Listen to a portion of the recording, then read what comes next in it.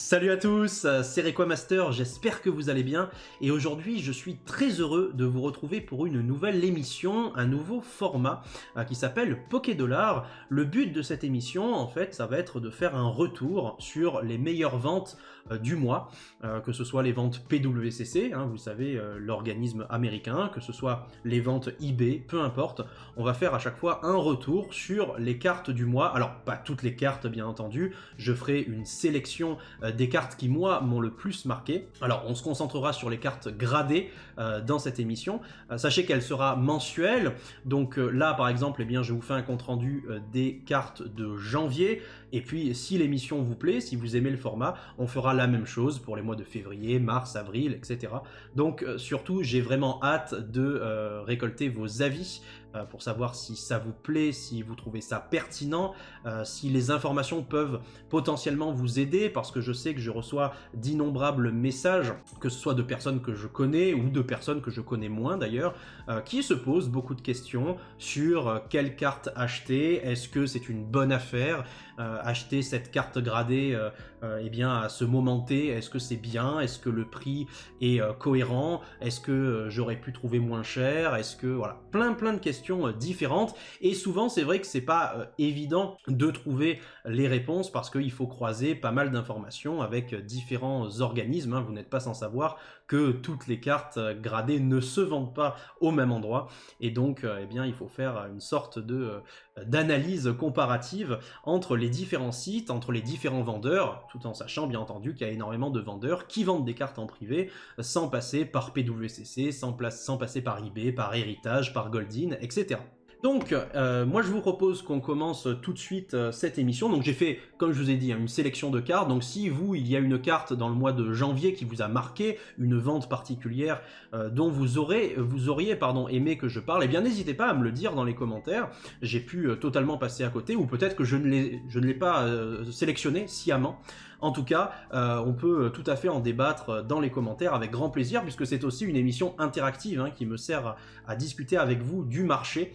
La passion, c'est très important, mais comme on est dans un hobby qui est régi, mine de rien, par de l'argent, eh bien, au bout d'un moment, il faut en parler, puisque je sais que énormément d'entre vous ont des objectifs, et pour accomplir ces objectifs de collection, il faut savoir la cote des cartes en question. Il n'y a pas de secret, malheureusement. Alors, je vous propose qu'on commence tout de suite avec la première carte, donc il s'agit de Dracolos. Alors là, on va parler de cartes américaines et japonaises dans cette vidéo. On va pas parler de cartes françaises pour plusieurs raisons. La première raison, c'est que les cartes françaises, elles sont très rarement vendues sur PWCC, sur eBay. C'est pas ce qui fait la collection internationale, entre guillemets. La deuxième raison, c'est que les cartes françaises, elles sont en plus petit nombre.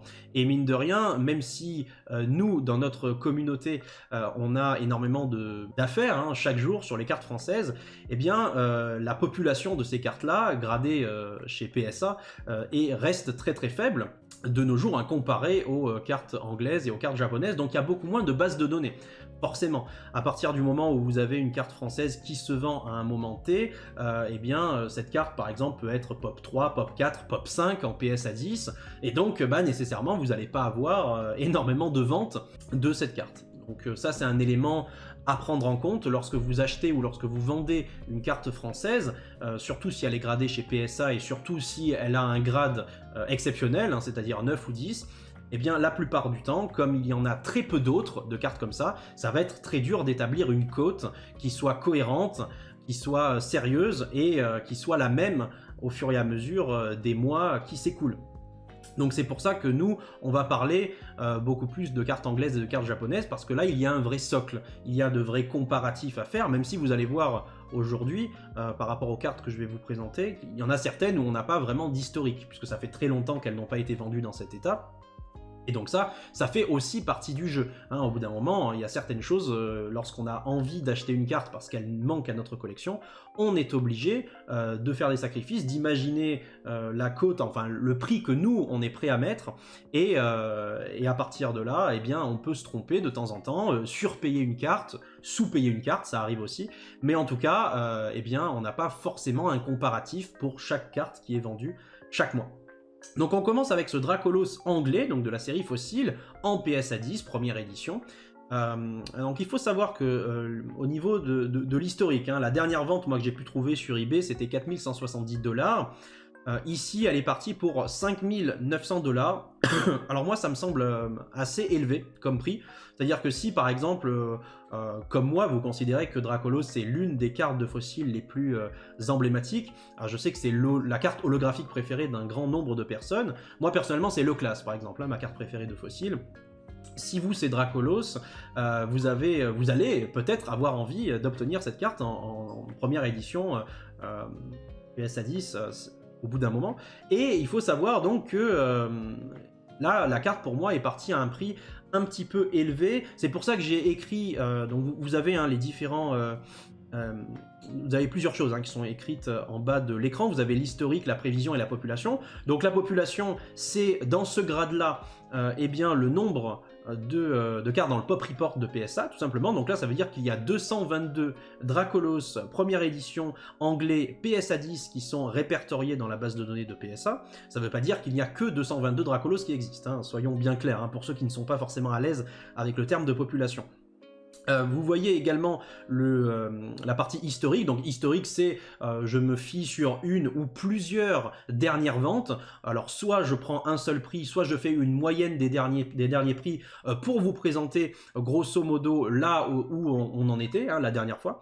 Et la prévision, c'est-à-dire selon moi, eh bien en prenant en compte certains facteurs, quel est, selon moi, le prix auquel je prévois. Donc c'est un petit peu de la voyance, hein. Vous le savez, c'est très très dur de prévoir l'évolution de la cote d'une carte.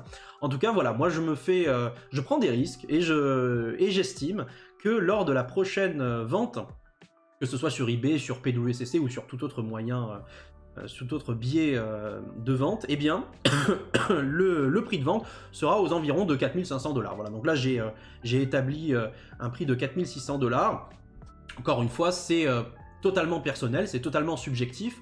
Hein, ce côté prévisionnel, hein, ne le prenez pas comme argent comptant, c'est simplement ce que moi, je serais prêt à mettre, en tout cas, à un moment donné. Et c'est aussi en fonction de l'évolution du marché, ce que je prévois hein, par rapport aux dernières ventes. Encore une fois, hein, là ce prix de 5900 $, moi me semble un petit peu élevé, donc à mon avis il va y avoir à nouveau une correction sur cette carte, qui est certes très très rare et très populaire, mais ça reste uniquement entre guillemets du fossile US, tu vois, PSA 10. Voilà. Donc c'est pour ça que je reste sur, sur cet avis pour le moment.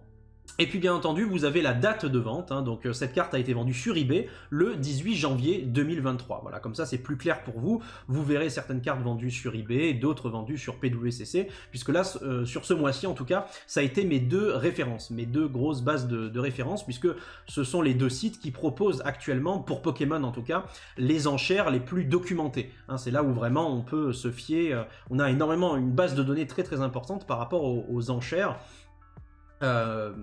Donc il y a aussi Héritage, vous avez Golden Auctions, mais vous avez aussi bien entendu les ventes privées, hein, comme je vous l'expliquais en introduction de vidéo, avec des ventes qui se font directement entre collectionneurs, sans que la valeur ne soit divulguée publiquement. Voilà. Donc ensuite on continue avec la deuxième carte du jour. Donc il s'agit de Pikachu Star, donc le Pikachu Star US hein, à nouveau. Alors celui-là il est BGS 9.5, il n'est pas PSA 10. Il a été vendu au prix de 3500 $, et là ça me semble totalement correct, ça me semble totalement cohérent. Alors vous voyez qu'en historique j'ai mis 3500 $, pourquoi? Parce que là on n'a pas vraiment de base de données, on a une référence sur du PSA 10, mais sur BGS 9.5, il y a très très peu de cartes, très peu de Pikachu Star notées BGS 9.5 qui ont été vendues ces derniers temps, donc on n'a pas trop de références, donc j'ai mis 3500 $ en historique. Hein. Moi c'est un prix qui me semble cohérent en tout cas. Je prévois une légère montée, hein, c'est pour ça que j'ai établi une prévision à 3800 $. Donc si cette carte vous intéresse, si c'est quelque chose qui peut vous parler, parce que je sais que c'est une des stars les plus populaires, eh bien voilà, vous avez en tout cas mon avis sur le prix que vous pourriez mettre dans cette carte-là. Je sais qu'en PSA 10, elle doit être actuellement entre 7 et 8000 $. Donc le prix de 3500 $ pour une BGS 9.5 me paraît totalement cohérent. Alors c'est pas une règle, hein, mais de manière générale, j'en suis arrivé à la conclusion qu'une BGS 9,5 se vend à peu près 2 fois moins cher qu'une PSA 10. Voilà. Donc une BGS 9,5 va quasiment tout le temps partir plus cher qu'une PSA 9, hein, bien évidemment.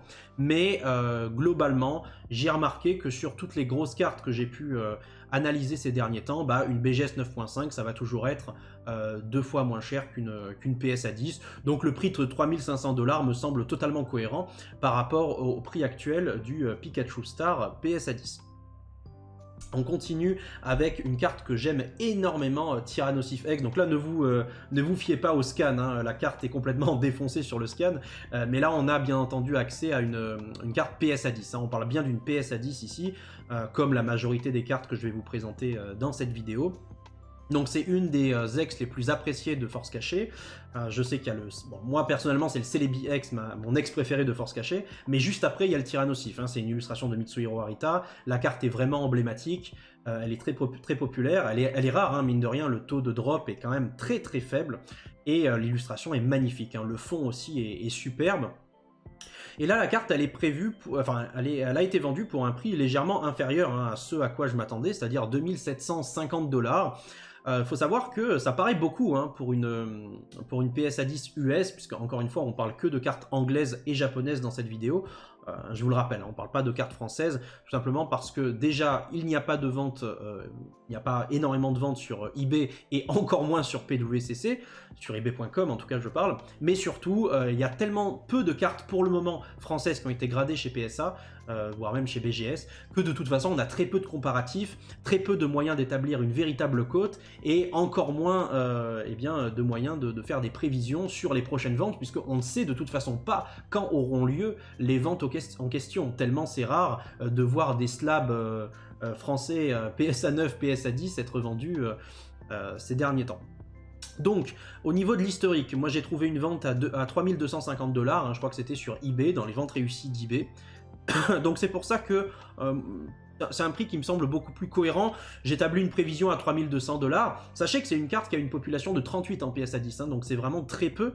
À titre de comparaison, Rayquaza Star, US PSA 10, donc Blue et Green comprises, hein, les deux en même temps, a une population de 47 en PSA 10. Donc ça veut dire qu'il y a moins de Tyrannosif X PSA 10 que de Rayquaza Star PSA 10, hein, pour vous dire à quel point cette carte est dure à grader, et en tout cas à quel point il y en a peu dans ce grade-là.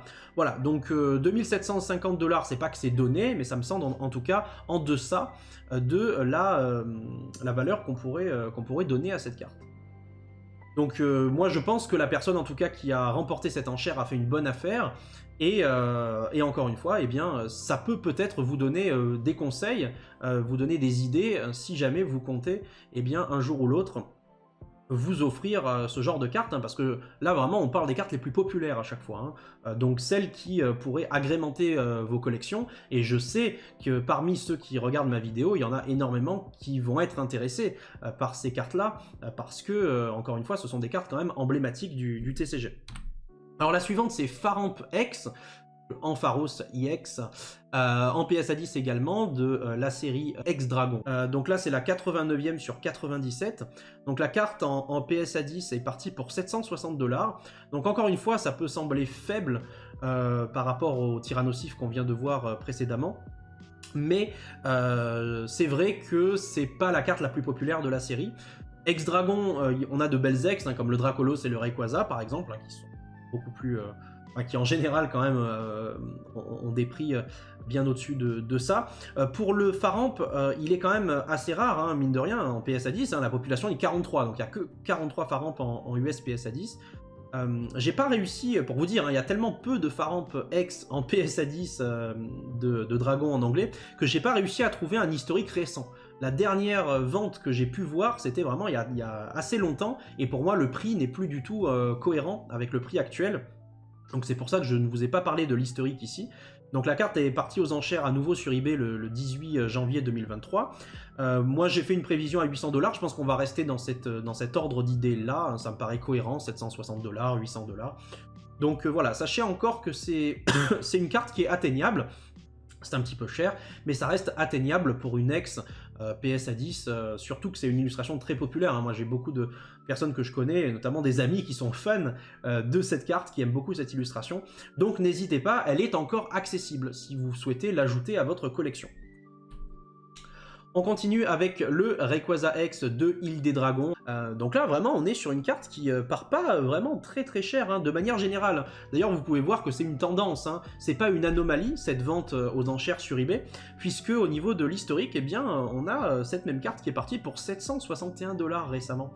Donc cette vente à 830 $, finalement, elle est tout à fait dans la continuité de la vente précédente. C'est même un petit peu au-dessus.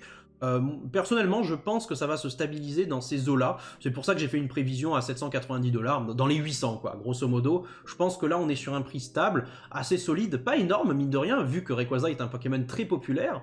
On pourrait s'attendre à plus, mais c'est vrai que cette carte, bien que plutôt rare, elle est pas énormément appréciée. Moi, personnellement, c'est une des illustrations que j'aime le moins de Rayquaza dans le bloc X. Je trouve qu'il n'est pas très bien réussi, ce modèle 3D un petit peu bizarre de Rayquaza. Illustration de Ryo Ueda, pourtant, hein, un des illustrateurs, encore une fois, les plus emblématiques du bloc X, hein, puisqu'il a fait une énorme quantité d'X du bloc X.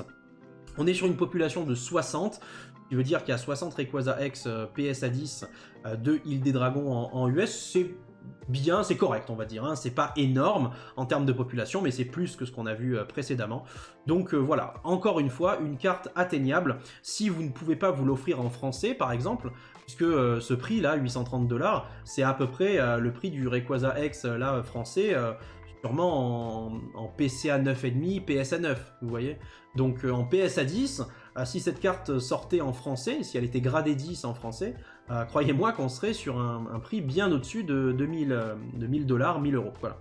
Donc sachez que c'est une alternative, si vous souhaitez vous l'offrir, si vous la voulez dans votre collection, eh bien c'est tout à fait possible, même si ça reste encore une fois un bel investissement, un budget assez important, hein, assez substantiel, mais pour moi c'est quelque chose de valable encore, donc peut-être une petite info pour vous si elle manque encore à vos collections.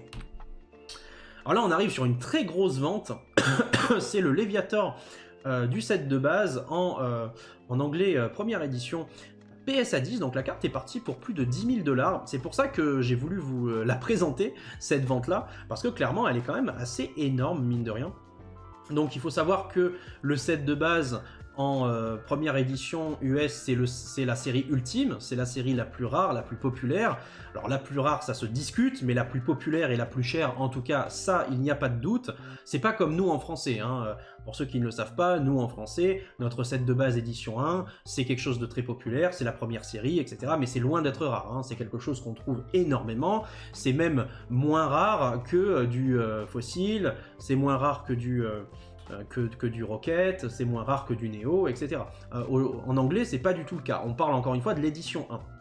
Donc, les cartes anglaises, vous avez plusieurs catégories de print. Pour le faire simple, hein, je ne vais pas vous énoncer toute la catégorie, mais pour faire simple, vous avez l'Unlimited. Donc, l'Unlimited, c'est les cartes classiques édition 2 avec les ombres. Donc là, il n'y a pas de souci, c'est pas rare du tout. Ensuite, vous avez le Shadowless. Donc, le Shadowless, c'est la même chose que l'édition 1, sauf qu'il n'y a pas le logo édition 1, mais par contre, on n'a pas les ombres. Donc, que ce soit sur les bords de la carte, vous n'avez pas les ombres, vous n'avez pas également le format des PV, la police d'écriture n'est pas exactement la même, les couleurs sont plus scintillantes, sont plus pétillantes, donc ça c'est pour le Shadowless, et ensuite vous avez l'édition 1, donc l'édition 1, toutes les cartes édition 1 US sont forcément Shadowless, donc ça rajoute un cachet supplémentaire puisque évidemment vous avez le logo édition 1 qui se rajoute. Bon, je vais pas vous parler du Force Print, je vais pas vous parler de toutes ces choses là, je vous ai donné assez d'informations comme ça, mais sachez en tout cas que le set de base ultime en anglais c'est la première édition.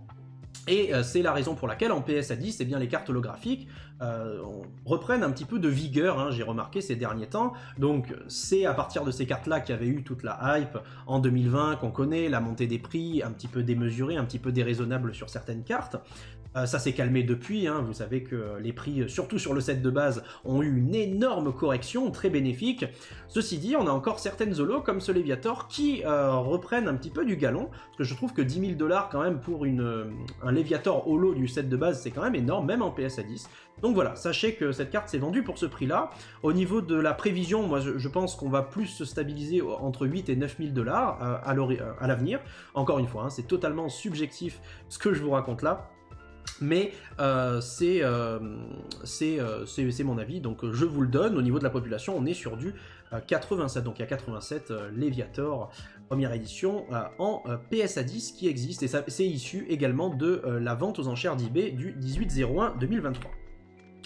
On continue avec le Florizard, donc de la même série, du set de base, hein, donc première édition, forcément Shadowless, vous connaissez la chanson. Celui-là, il n'était pas en PSA 10, il était en BGS 9,5, et il est parti pour la somme donc de 3400$, ce qui est pas mal, ce qui est quand même assez faible, mine de rien, hein, c'est un très très gros prix, mais là on parle du Big 3, hein, on a évidemment le Dracofeu, qui est la carte holo la plus appréciée, mais les deux autres starters sont aussi très très très appréciés, très populaires, hein, Tortank et Florizard, donc c'est plutôt un prix assez cool, je trouve, très abordable, mine de rien, pour du BGS 9.5, parce qu'il ne faut pas oublier que BGS 9.5, c'est censé nous rappeler le PSA 10, hein, c'est du Gem Mint, hein, donc il n'est pas censé y avoir énormément de différence entre le BGS 9.5 Gem Mint et le PSA 10. Donc 3400$, ça paraît quand même particulièrement intéressant comme prix. Donc sachez que si vous souhaitez avoir cette carte dans votre collection, c'est à peu près le prix que vous allez devoir débourser, puisque acheter cette carte maintenant en PSA 10, ben, c'est un budget beaucoup plus colossal, vous vous en doutez. Donc on va pas tout le temps acheter que du PSA 10 partout. Ça peut être, moi je trouve, un très très bon compromis. On continue avec le Tortank, donc lui il est en BGS 9, il n'est pas en BGS 9,5, il est en BGS 9, donc une condition légèrement inférieure au Florizard que l'on vient de voir. BGS 9 c'est Mint, hein, l'équivalent du PSA 9, et BGS 9.5 c'est Gem Mint, c'est censé être l'équivalent du PSA 10, hein, puisque chez BGS le 10 c'est Pristine, hein, donc vraiment la carte parfaite. Donc là, au niveau du prix, je voulais quand même vous en parler de cette carte-là, parce que ça me semble, encore une fois, très intéressant comme prix, 3400$ pour la deuxième carte, entre guillemets, du set de base, en tout cas pour l'édition US. Donc voilà, ça reste quand même plutôt cool. J'ai fait une prévision à 4000$ parce que je pense qu'on peut tout à fait se stabiliser. Puis mine de rien, comme ça vous pouvez me dire vous vos prévisions dans les commentaires. Ça peut être drôle, hein, de savoir un petit peu vers où on se dirige. Ça peut être drôle de voir si eh bien, nos prévisions sont justifiées ou pas. Si vous avez des idées, si vous étudiez un petit peu le marché, n'hésitez pas à me dire ce que vous en pensez. En tout cas, voilà, ça n'a pas, encore une fois, de vertu informative, hein, cette prévision, c'est uniquement mon avis en toute subjectivité par rapport, en croisant les données, hein, en croisant les dernières ventes qu'on a pu voir sur les cartes en question. Et c'est tout à fait non, comment dire, c'est pas définitif, c'est pas objectif, mais en tout cas ça reste intéressant, moi je trouve, de croiser nos informations et de croiser nos prévisions, donc n'hésitez pas en tout cas si vous voulez me faire savoir tout ça en commentaire. Ensuite, on passe sur du japonais un petit peu. On a eu que de l'anglais d'ici jusqu'au début, donc on va passer un petit peu sur du japonais.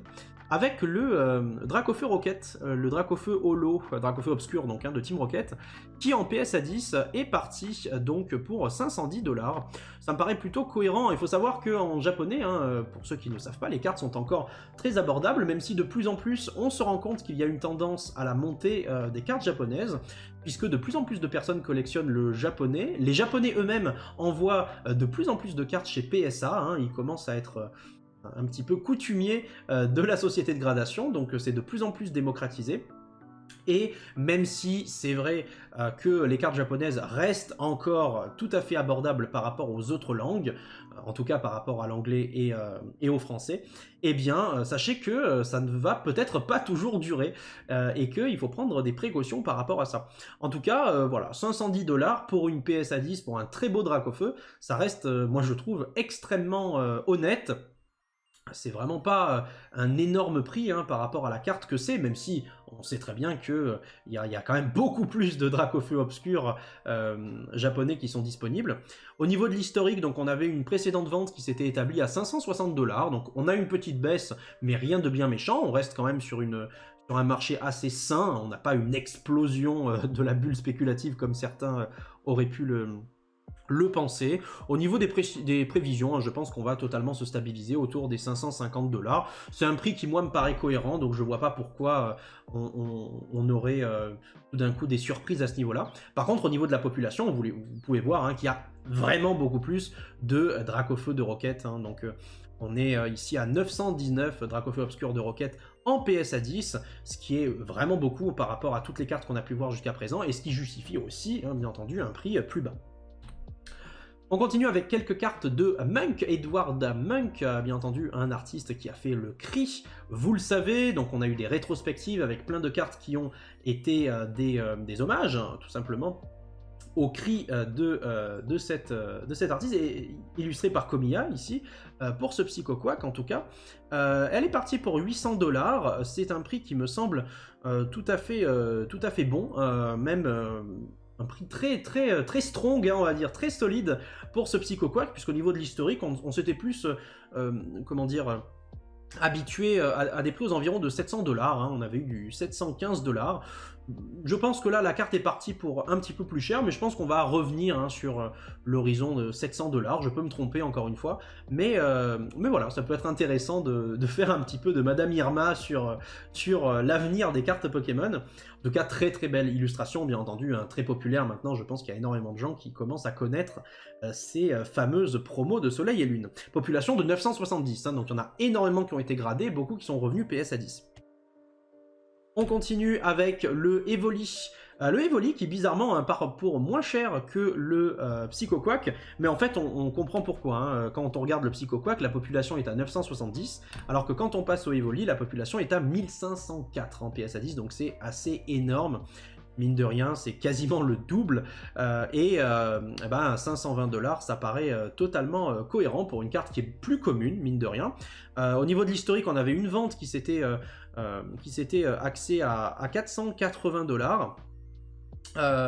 Et là on est un petit peu plus, donc mine de rien on est sur une tendance de montée, pas une montée drastique, mais une petite montée quand même du prix pour les cartes Monk de manière générale, donc ça peut être un signe aussi, hein, ça peut être assez intéressant à voir, ça peut être assez intéressant à étudier, parce que ces cartes-là sont très populaires, et donc il n'est pas totalement exclu qu'on ait à nouveau des surprises hein, au niveau du prix de ces cartes-là, qui ont déjà énormément monté, hein, parce que vous savez qu'au tout début, elles étaient totalement accessibles, et on pouvait les avoir vraiment pour une bouchée de pain. Voilà, donc c'était assez intéressant. On passe au Pikachu. Alors le Pikachu, lui par contre, bah, il est forcément très populaire, hein, c'est Pikachu, vous vous en doutez. Donc là, la population est de 2060 hein, pour Pikachu, c'est vraiment énorme, 2060 Pikachu en PSA 10, et pourtant le prix continue de monter inexorablement. Donc c'est assez hallucinant, je suis très heureux d'avoir sécurisé le mien, en tout cas de Pikachu, en PSA 10, hein, depuis un petit moment déjà. Et là, il est parti pour 2355 $. C'est vraiment énorme hein, pour une promo Soleil et Lune assez récente. On avait un historique à 2175 $, donc effectivement un prix un petit peu plus bas que ce qu'on a vu sur cette vente-là, mais moi personnellement ça me semble assez cohérent, en tout cas avec les autres Monks qu'on a vus jusqu'à présent, puisqu'on observe quand même une montée assez importante sur les autres cartes qu'on vient d'étudier jusqu'à présent. Donc pourquoi pas Pikachu finalement? Pourquoi les autres montrés et pas Pikachu? Je pense personnellement quand même qu'on va avoir une petite correction, on va se stabiliser à nouveau aux 2000 $, c'est un prix qui me semble totalement cohérent sur Pikachu, puisque c'est ce qu'on a eu l'habitude de voir ces derniers temps, et je vois pas de montée drastique là dans les jours, les semaines ou même les mois qui arrivent, donc je trouverais ça cohérent qu'à nouveau on se stabilise là-dessus. Donc là, ce sont toujours des cartes hein, qui appartiennent à la vente aux enchères, terminées sur eBay le 18/01/2023. On continue avec Mimikyu qui est, parmi toutes ces promos, qui est celle qui a toujours été la plus chère, hein, la plus populaire, et qui partait au prix le plus haut. Donc population de 828, c'est moins que Pikachu, bien entendu, mais c'est beaucoup plus que certaines autres. Elle est partie pour 3588 $, c'est vraiment énorme. On était plus autour des 3000 $ hein, précédemment. On s'était vraiment basé sur 3150 $ sur la précédente vente aux enchères. Donc moi personnellement, encore une fois, hein, je suis dans la même dynamique que les précédentes cartes. Je ne vois pas la cote de ces promos-là continuer à monter. Et je pense qu'on va se corriger, qu'on va se stabiliser aux alentours de 3200 $. C'est ma prévision. Donc n'hésitez pas à me dire si vous, de votre côté, ça vous paraît cohérent, si vous voyez les choses autrement. Ça peut être intéressant d'avoir votre avis là-dessus. On continue avec un Dracofeu donc d'expédition. C'est la version japonaise à nouveau, hein, c'est la version japonaise en première édition PSA 10. Hein, là vous avez sur le scan la version non holo, mais il s'agit bien de la version holo hein, dont je vous parle. Voilà, les scans, c'est très difficile hein, parfois de trouver des scans en bonne qualité des cartes que je montre. Hein. C'est pour ça que de temps en temps, vous n'avez pas exactement les mêmes versions ou des choses comme ça. En tout cas, c'est bien la version holo dont je vous parle. Donc en PSA 10 d'expédition qui est parti pour 1410 $ en première édition. C'est pas mal, hein, franchement c'est un bon prix. Il y a une précédente vente qui faisait état de 1280 $. Donc on était vraiment sur quelque chose d'assez honnête, d'assez solide déjà. Moi personnellement, je vois ça se stabiliser aux alentours de 1300 $. Ça me paraît très cohérent. Encore une fois, c'est un Dracofeu, donc c'est une carte très populaire, nécessairement, hein, de facto, puisque c'est un Dracofeu. Malgré tout, ça reste une carte japonaise assez accessible, loin d'être l'illustration la plus populaire. Hein. Ce Dracofeu, honnêtement, c'est pas le plus beau qui a été réalisé. Donc voilà, moi je verrais bien le prix se stabiliser nettement plus, d'autant plus que la population est quand même de 429, c'est pas énorme, c'est pas énormissime pour une carte japonaise, mais ça reste quand même trouvable. Donc c'est un prix qui est déjà très très honnête, me semble-t-il, dans la conjoncture actuelle, par rapport à la carte en question. On continue avec le Shining Charizard. Donc là, il faut savoir que les Pokémon brillants, autant ils sont vraiment pas rares en anglais, autant en français, l'édition 1 est vraiment très très rare, mais l'édition 2 n'est pas du tout rare. Autant en japonais, les Shining, c'est vraiment des raretés. Hein. Ce sont vraiment des cartes très très très très rares. Donc c'est pour ça que je vous montre très peu de PSA 10 d'ailleurs, hein. Il y aura énormément de Shining PSA 9 dans ce que je vais vous montrer. Donc là on est sur le Dracofeu, hein, mine de rien, la Shining ouais, j'allais dire la plus populaire, je ne sais pas, parce que mine de rien, moi c'est une illustration qui ne me plaît pas, donc je ne sais pas si on peut appeler ça une illustration populaire. En tout cas c'est un Dracofeu, donc comme c'est un Dracofeu, bah, vous connaissez tout ce qui s'ensuit, on va dire.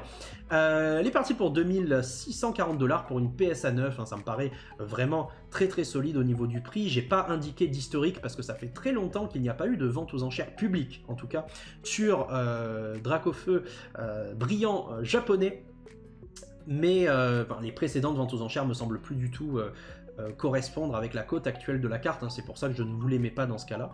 Il y a peut-être eu des ventes en privé, c'est même très probable, mais en tout cas en public, j'en ai pas trouvé qui soient cohérentes, donc c'est pour ça que je fais pas d'historique. Au niveau de la prévision, bon, je me mouille pas trop, je mets à peu près le même prix, hein, dans les 2500 $, ça me semble cohérent. Il faut savoir que cette carte en PSA 10, c'est vraiment énorme, puisque les Shining, c'est assez facile de les avoir en PSA 9, et encore, hein, quand je vous dis facile, il faut mesurer, mais en PSA 10 par contre, c'est vraiment très très difficile à avoir, parce qu'elles ont souvent pas mal de défauts sur les bordures, sur les coins, et mine de rien, même au niveau du centrage, c'est pas toujours ça.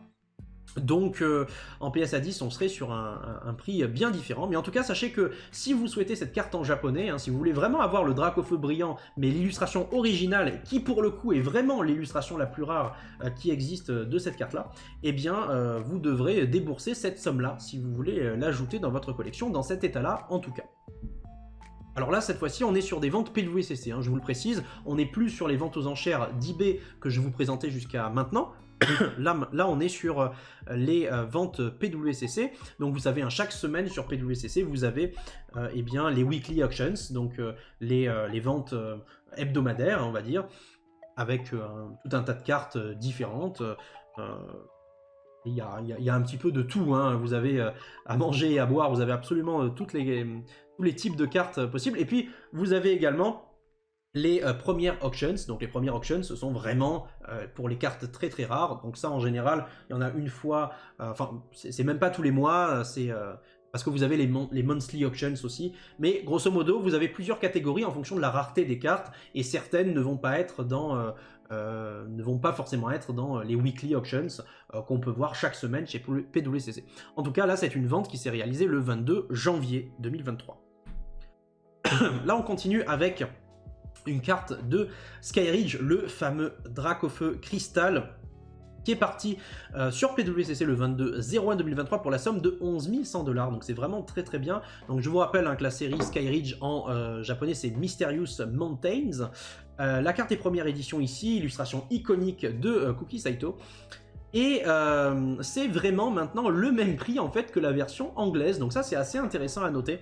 La version anglaise se vend en ce moment, j'ai vu une vente aux enchères là assez récemment, hier ou avant-hier me semble-t-il, au moment où je tourne cette vidéo, hein, c'est-à-dire le 1er février, et eh bien j'ai vu une vente aux enchères qui est partie, enfin une carte de un Charizard Crystal qui est partie pour 11 000 $ également dans la version anglaise. Donc ça y est, hein, maintenant les courbes se sont égalisées et les deux langues maintenant valent le même prix pour cette carte en tout cas. Hein. C'est loin d'être vrai sur la majorité des autres cartes, mais en tout cas pour Dracofeu Crystal, c'est assez intéressant à noter.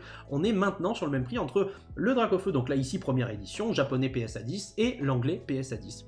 Voilà, donc au niveau des prévisions, encore une fois, je me mouille pas, hein, j'ai mis 10 500 $, ça peut être 11 000 $ à nouveau, on va être probablement dans ce même ordre d'idée. En tout cas, c'est vraiment énorme hein, pour une carte japonaise.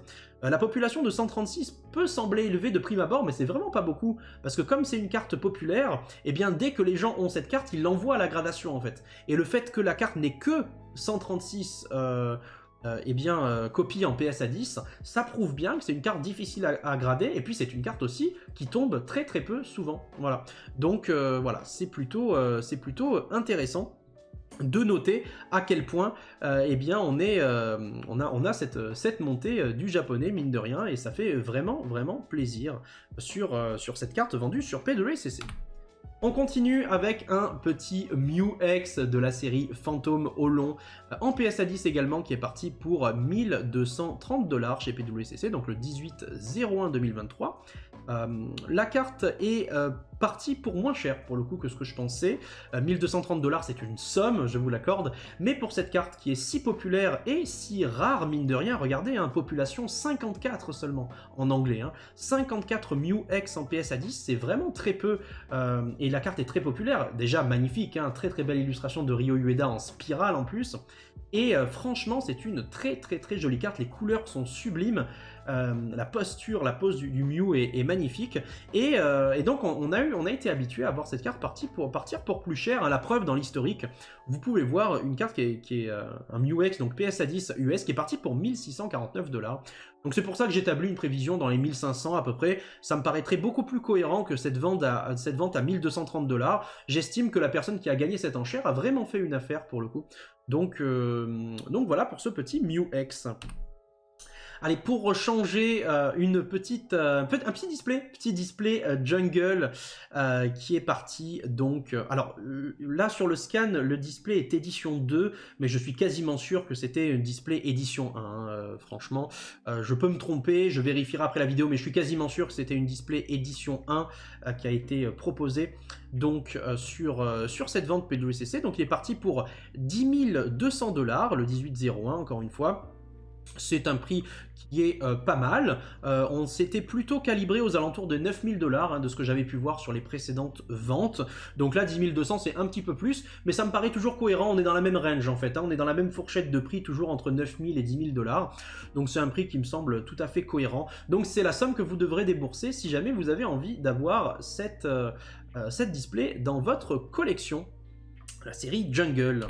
On continue avec d'autres Shining, donc le Noirfang brillant de Neo Destiny qui est parti en PSA 9 pour la somme de 870 $.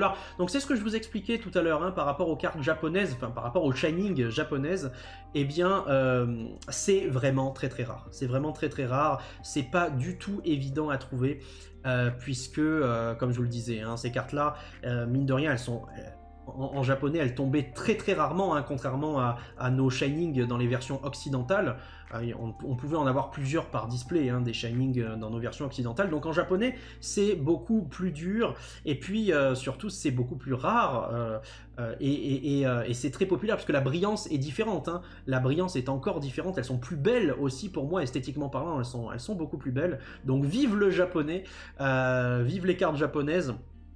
Donc 870 $, c'est un prix qui me semble cohérent, puisque mine de rien, on parle ici de la brillante la moins populaire, entre guillemets.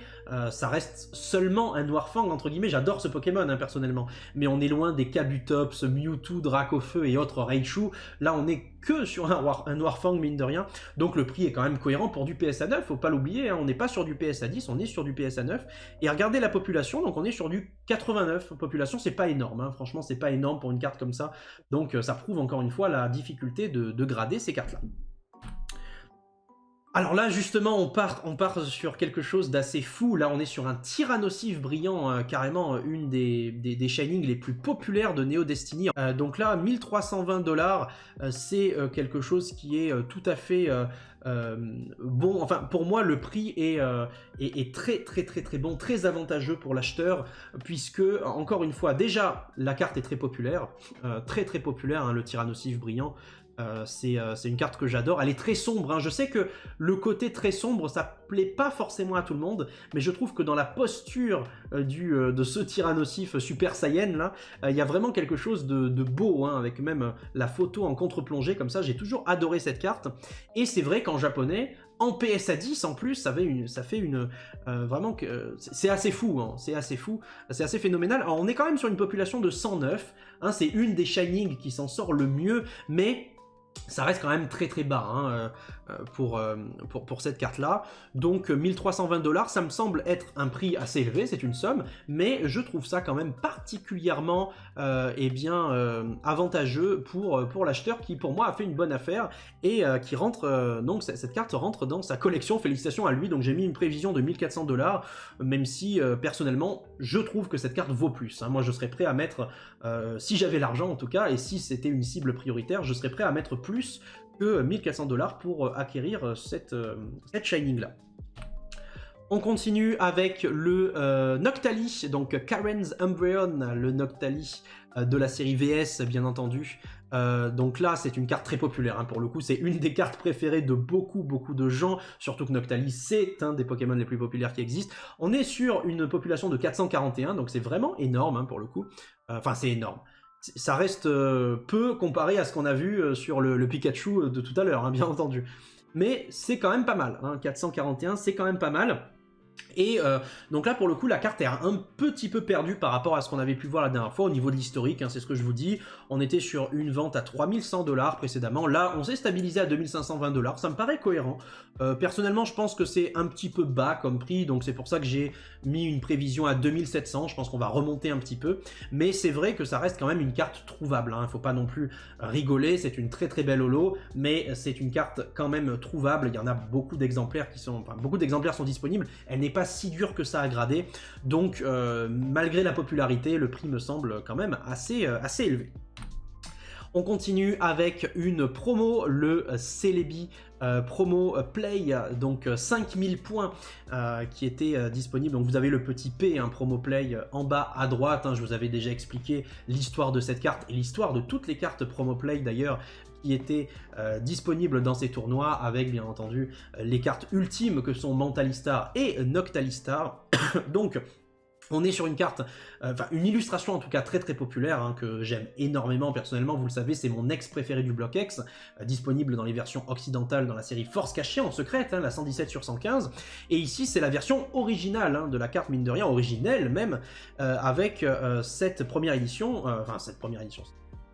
on va dire que c'est la première fois que cette carte est sortie, en tout cas, c'était pour ce tournoi, et bien en PSA 10, elle est partie pour 810 $, ça peut paraître assez faible, mine de rien, mais c'est vrai qu'avec une population de 215, on a quand même l'embarras du choix, elle est assez souvent disponible à la vente, mine de rien, il n'y avait que 5000 points qui étaient nécessaires pour avoir cette carte là, donc on est loin d'être dans les plus rares du tournoi Promo Play, mais ça reste quand même pour moi une très belle carte à avoir dans sa collection. Je sais qu'il y en a beaucoup d'entre vous qui m'ont envoyé des MP justement pour me dire ce que je pensais de cette carte, le prix actuel, est-ce que c'était utile de l'acheter maintenant, est-ce qu'il fallait attendre un petit peu, en PSA 9, en PSA 10, est-ce qu'il faisait une bonne affaire à tel prix, etc. Ben là au moins vous avez la réponse, hein, puisqu'au niveau de l'historique, eh bien on a une vente que j'ai pu voir à 645 $, ce qui moi me paraît assez faible mine de rien. Donc pour moi cette carte ne va faire que monter puisque c'est une illustration qui est vraiment pour le coup très très populaire. C'est pour ça que là j'ai fait une prévision à 850 $. Même si la carte n'est pas ultra rare, pour moi la popularité va l'emporter au bout d'un moment, et cette carte qui est encore un petit peu sous-cotée va très vite rentrer dans la cour des grands. Alors, pas non plus des plus grands bien sûr, mais va en tout cas tirer son épingle du jeu. C'est mon pari sur ce Celebi, donc c'est ma prévision à 850 $. Mais là en tout cas cette vente à 810 $ était très très intéressante, et eh bien je trouve que l'acheteur a fait une bonne affaire, même si encore une fois par rapport à l'historique, eh bien ça reste plus élevé que la dernière vente en date qu'on a pu voir. On continue avec le Dracolos X, donc de dragon, une carte qui est partie pour 990 $. Donc là, rien de spécial à dire sur cette carte. C'est une des ex que j'aime le plus de dragon, avec la fameuse vue en contre-plongée, très belle illustration de Ryo Ueda. Au niveau de l'historique, on avait une précédente vente à 852 $. Ici, on s'est eh bien stabilisé aux alentours des 1000 $. Ça me paraît totalement cohérent. C'est pour ça que ma prévision, eh bien, elle est à peu près dans ces eaux-là, entre 900 et 1000, pour une population de 100, hein, ce qui veut dire qu'il y a 100 Dracolos X de Dragon US qui sont notés PSA 10. On continue avec des petites stars, à commencer par le Gobu star de la série Team Rocket Returns, donc une très très très belle carte.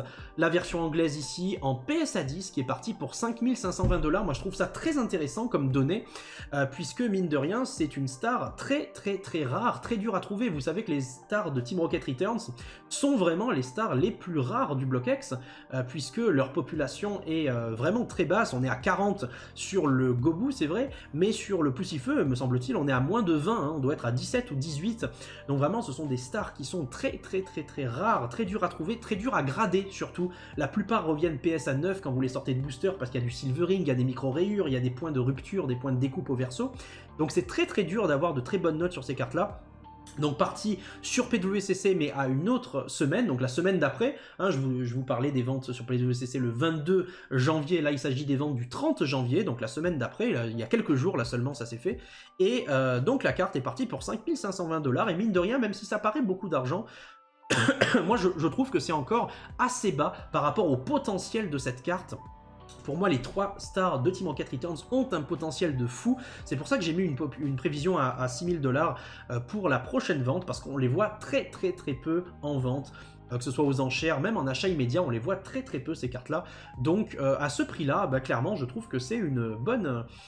un bon prix, surtout en PSA 10. Je vous disais à quel point c'était dur d'avoir du PSA 10 sur ces cartes-là, donc bravo à l'acheteur, franchement. On continue avec le Arco, donc spoiler, il n'y aura pas de Poussifeu dans cette vente aux enchères. Ça aurait été une très très belle, un très beau débrief à vous montrer, mais il n'y en a pas eu. Le Arco est parti à peu près dans la même gamme de prix que le Gobu, hein. De toute façon, les deux sont à peu près aussi populaires l'un que l'autre. Le Arco est parti pour 5040 $, le Gobu était parti pour 5500, un petit peu plus pour le Gobu quand même. Mais on est tout à fait dans ce que je m'étais imaginé, dans l'esprit en tout cas. J'ai fait une prévision à 6000 $ parce que pour moi, excusez-moi pour la toux encore une fois, quand je parle beaucoup, j'ai la toux qui se déclenche. Alors 6000 $, ça me paraît beaucoup plus cohérent par rapport à cette carte-là, même si la population est légèrement plus élevée, hein. Vous avez vu, on était à 40 sur Gobu, là on est à 47 pour Arco. Bon, ça change pas grand-chose honnêtement, hein. Assez intéressant à noter d'ailleurs, hein, la population de Arco Star est la même que la population de Rayquaza Star en PSA 10, 47. En tout cas, personnellement, pour une star aussi belle que ça, eh bien, je trouve que le prix est largement mérité, amplement mérité. 5000, c'est à peine le prix du Mewtwo Star, en fait, en PSA 10. Alors que Mewtwo est très très populaire en US PSA 10, mais il est beaucoup moins rare que le Arco ou que le Gobu, dans cette même langue. Donc, et dans ce même grade. Donc voilà, clairement je trouve que c'est un petit peu encore sous-coté, et moi je pense que ces cartes-là méritent encore de monter en prix.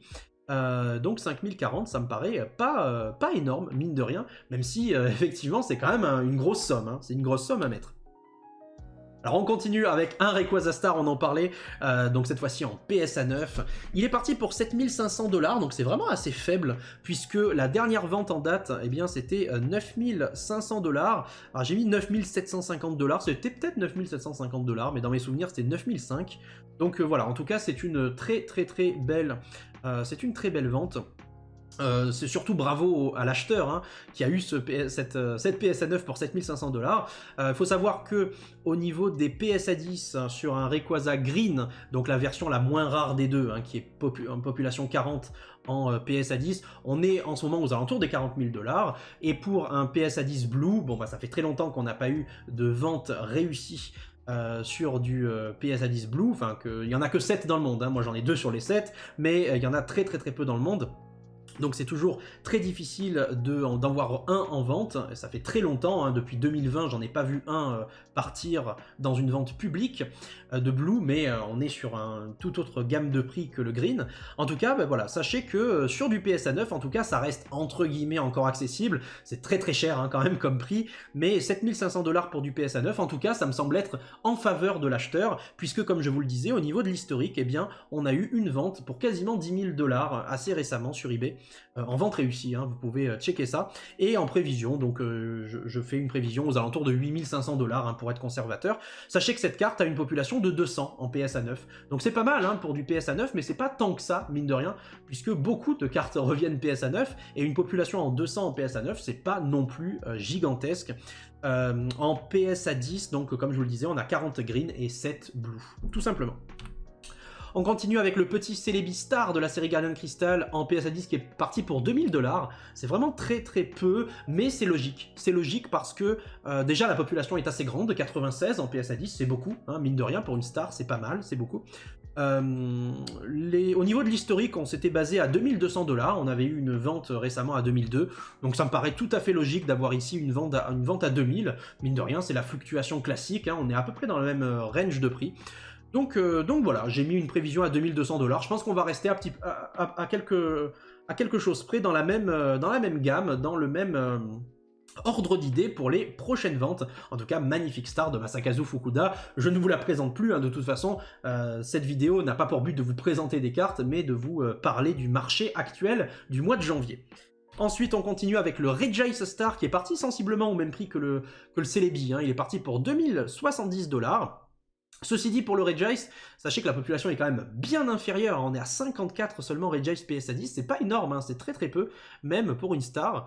Donc au niveau de l'historique, on a eu une vente qui s'est faite à 2550$, ce qui est une vente très honorable, hein, qui s'est faite sur eBay, hein, me semble-t-il, assez récemment, vous pouvez voir dans les ventes réussies. Et là, 2070$, il y a une petite correction de marché, une petite correction de prix, mais ça reste quand même dans un ordre d'idée très cohérent. Pour ça que ma prévision pour la prochaine vente va s'établir aux alentours de 2300$. Donc on est sur la série Créateur de légende, une carte également illustrée bien entendu par Fukuda. Ensuite, on a un petit Pyrolistar qui n'est pas de ex-créateur de légende, c'est la série Ex-Power Keepers, donc ex-gardien du pouvoir. En PSA 10, elle est partie pour 1980$. Je n'ai pas d'historique à vous proposer sur cette carte, hein, parce que ça fait très longtemps, mine de rien, qu'il n'y a pas eu de vente publique de Pyrolistar, hein, que ce soit sur eBay ou sur PWCC. Il y en a eu, mais pour moi, il y a trop longtemps pour que ce soit pertinent de vous le présenter ici dans cette vidéo qui date donc de janvier 2023. En tout cas, ça me semble très bien pour cette carte, parce que mine de rien, Gardien du Pouvoir, c'est une des séries les plus communes du Block X. Après, Pyroli, Voltali, Aquali, ça reste des Pokémon très populaires, donc je trouve ça assez cohérent que la carte quand même ait un prix assez élevé, mais voilà, dans les 2000$, ça me paraît très cohérent. D'ailleurs, ma prévision sera de 1850$. Une population qui est assez élevée, 91, mais pas autant qu'on aurait pu le croire au vu de la facilité de se procurer des boosters Gardiens du Pouvoir, finalement. Donc assez intéressant à noter. On continue avec une petite SL, hein, on voit comme ça qu'on diversifie nos centres d'intérêt, hein, on reste pas cantonné sur le bloc X ou sur le bloc Wizards. Un petit peu d'appel des légendes également avec ce Kyogre SL en PSA 10, les SL très durs à grader, hein, que ce soit en français ou en anglais. Vous avez vu, population 24, c'est vraiment très peu, seulement 24 Kyogre SL anglais PSA 10. Donc la carte est partie pour 2640$, c'est beaucoup, hein, c'est plus que certaines stars, donc on peut se dire, waouh, franchement pour une une SL qui est sortie en 2011, c'est beaucoup, alors que les stars c'était, je le rappelle, hein, entre 2003 et 2007, eh bien, enfin 2004, hein, parce que les stars n'ont pas commencé dès le début du Block X. Mais pourtant, eh bien, les SL, ce sont des Pokémon Shiny très appréciés, assez rares, et puis mine de rien, très très dur à grader. Donc le prix, moi, me semble cohérent, et je trouve que c'est rendre hommage à cette carte que de l'acheter à ce prix-là. Donc voilà, j'ai fait une prévision à 2500 $, hein, pour être un petit peu conservateur, pour pas prendre trop de risques, hein, c'est à peu près ce que j'estime pour la prochaine vente, mais 2640 $, en tout cas, plutôt propre. Donc bravo à l'acheteur, et bravo aussi au vendeur, hein, qui a fait pour moi une belle... un beau move ici. Donc là on arrive sur du très très lourd, un Mewtwo brillant de Neo Destiny en PSA 10 cette fois-ci, hein. Donc là on est vraiment sur du très très très lourd en PSA 10 pour 10 200 $, c'est vraiment énorme. Mais d'un autre côté ça me paraît totalement cohérent. Là je vais pas du tout dire que le prix est abusé, mais alors absolument pas, parce que Shining Mewtwo c'est ma carte brillante préférée de toutes celles qui existent dans Neo Destiny. C'est Mewtwo ma préférée, et de très très loin. D'ailleurs je me suis offert cette carte là en US première édition PSA 10, merci encore à mon ami Nasser Mr Fuji qui me l'a vendue, donc elle reste dans ma collection, mais en japonais en tout cas elle est encore plus belle. La brillance est encore différente, les effets sont sublimes, et de l'avoir en PSA 10, je vous expliquais tout à l'heure à quel point c'est très difficile de faire grader ces cartes-là et de les avoir avec ces grades-là en PSA 10, donc félicitations à l'acheteur, hein, pour cette magnifique carte, hein, qui rentre dans sa collection. Donc 10 200 $, ça paraît une somme, mais encore une fois, moi ça me paraît totalement cohérent. La population est de 53, c'est pas énorme, hein, franchement c'est pas énorme, mais ça reste quand même plutôt honorable, hein, pour une carte si dure à grader. Et j'ai fait une prévision, hein, dans les mêmes eaux, hein, autour de 10 000 $. Pour moi, de toute façon, c'est cet ordre de prix, et c'est ce que j'avais prévu au moment où l'enchère a commencé. Je me suis dit, on va être dans cet ordre d'idées. Petit Kabutops en PSA 9 pour vous montrer un petit peu la différence de prix. Il est parti pour 780 $ en PSA 9. C'est vraiment cohérent pour le coup, hein. Population de 110, hein, donc un petit peu plus élevé. C'est du PSA 9, on n'a pas le premium du PSA 10, mais ça reste une Shining très appréciée. Donc moi je trouve que 780 $, c'est très très cohérent. Il me semble pas y avoir beaucoup de problèmes à ce niveau-là. Et au niveau de la prévision, bah, j'ai établi ça à 750 $, puisque je pense qu'on est à peu près dans les bons prix.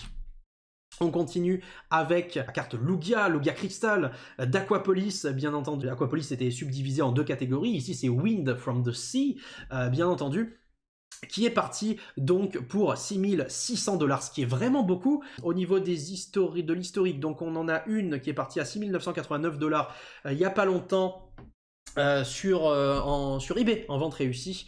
Et au niveau de la prévision, je pense qu'on va rester dans cet ordre d'idées-là, hein, aux alentours de 6750 $. Ça me paraît totalement cohérent, entre 6500 et 7000 $. C'est en tout cas le prix bien actuel de cette carte-là en PSA 10, et je trouve vraiment que c'est mérité, parce que la carte est 100 fois plus belle en japonais qu'en version occidentale. Moi par exemple j'ai la version japonaise de Lugia Crystal en première édition PSA 10, et bien croyez-moi, je ne peux plus maintenant avoir dans ma collection la version française ou la version anglaise, c'est plus possible, elles sont tellement fades à côté. La Crystal japonaise elle brille de mille feux, elle est absolument sublime, donc pour moi le prix est totalement justifié, et clairement ça continuera à monter, je l'espère, dans l'avenir, parce que la carte est absolument sensationnelle, un vrai banger, une vraie masterclass à avoir dans sa collection. Et puis pour terminer, dernière carte donc de cette petite présentation, il s'agit du Rayquaza Star japonais en PSA 10, qui est parti pour 13 200 $, donc c'est vraiment très bien. C'est vraiment très bien, puisqu'au niveau de l'historique, on en avait une qui était partie il n'y a pas longtemps pour 11 000 $. Donc celle-ci sur PWCC est partie pour 13 200 $. Et c'est beaucoup, je trouve que c'est pas mal. Ça présage du meilleur, hein, pour les stars, puisque les stars continuent à gagner en popularité, vous le savez de toute façon. Que ce soit les japonaises, que ce soit les françaises ou que ce soit les anglaises, les gens les aiment de plus en plus. Force à la 3e génération, la génération du Block X est en pleine expansion, elle fait parler d'elle dans le hobby, et ça c'est cool.